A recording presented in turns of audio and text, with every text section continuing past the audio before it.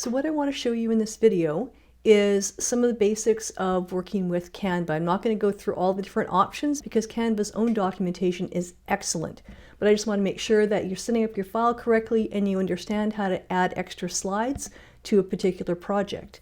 Now for this social media graphics and online creation tools project, one of the specifications for this project is that we're going to use Twitter dimensions. So you'll notice that we have specs here and a very specific size.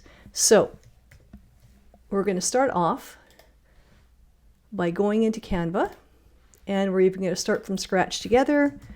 There is a link on my Weebly site to get you here, but I'm just going to start off with Canva. I'm going to click on the Canva link. And here I have the option to log in or sign up. I'm going to assume that none of you have signed up yet, so I'm going to click sign up. And you'll have the choice to sign up with Google, Facebook, or any email account, but make sure that you check with your parents, guardians, to make sure they're comfortable with that. I already have an account, so I'm going to click log in. And when you sign up and log in, it might try and persuade you to sign up for a pro account for free. Ignore that. Click on the Skip Canva Pro Now link to just get away from that. You can use Canva 100% free. Now that we have Canva open, you can click on the Create a Design button. And there's lots of options that appear by default, but we know we want to have a Twitter post. And now we have a document that's the correct dimensions. And you'll notice along the left-hand side here, there are lots and lots of templates that you can use to get started, or you can get started with just a blank document and make your own choices about text, color, etc.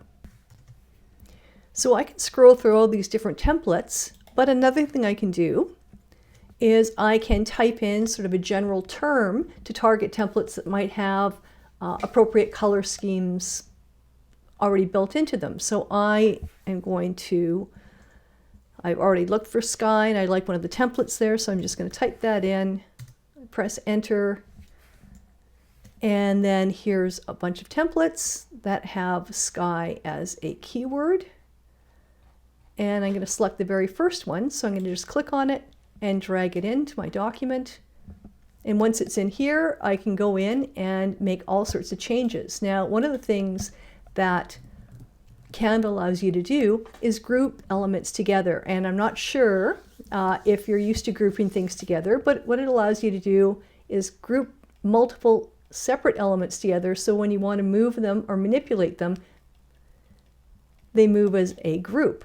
But I can also press Shift-Command-G to ungroup these elements to make it easier to go in and target specific parts of the template. So I'm just going to add some words here, slide 1, and of course I can change the color, the font, all these different things, but that's not what the focus of this video is about.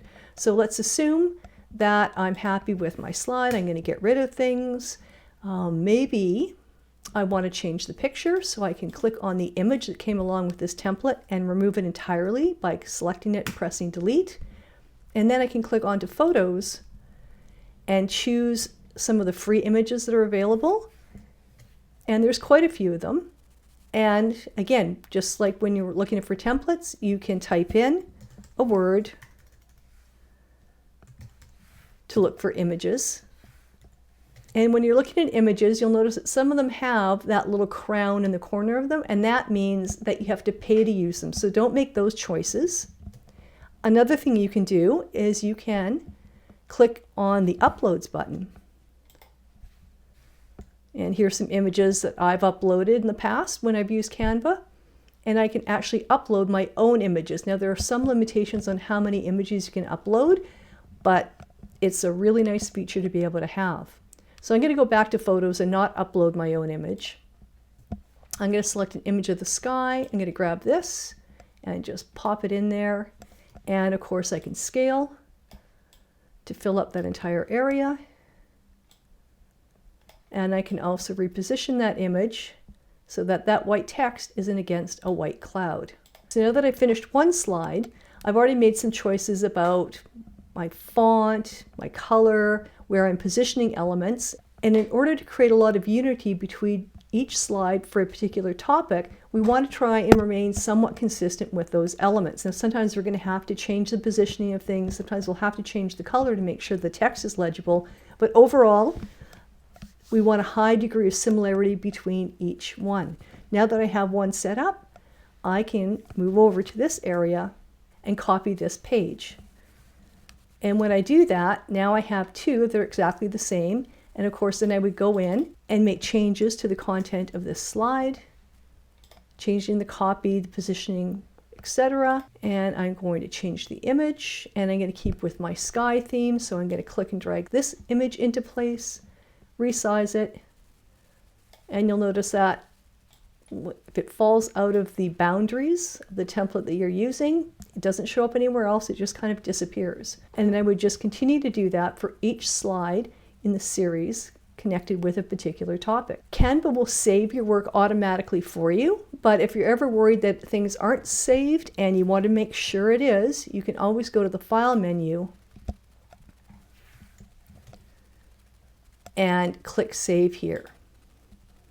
But overall, Canva does a really good job of saving your work as you're working through it, and you can also Command-Z to go back in time, just like we could in Photoshop, which is a very convenient feature. So Command-Z, Command-Z, Command-Z keeps taking you further back in time, and then if you want to move forward in time again, Shift Command-Z, each click will redo those things.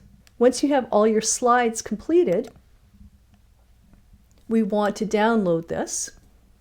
So to do that, we're going to click on the Download button. And Canva will suggest what file type is appropriate, but I'm going to ask you to save your images as PDF print, which will create a really nice high-resolution document. And of course, you can always extract your images from this document later on if you want to put it into a web-based portfolio or something different. So I'm going to select PDF print. It's letting me know how many pages are going to be created in this single PDF document, and I'm going to click Download.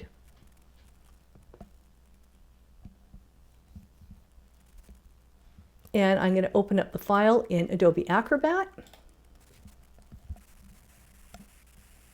Now I have a single PDF document that has both of those slides that I created. And of course, you're going to be creating more than just 2 slides for your projects, but all those different slides will be different pages in this PDF document. And then you're ready to hand it in.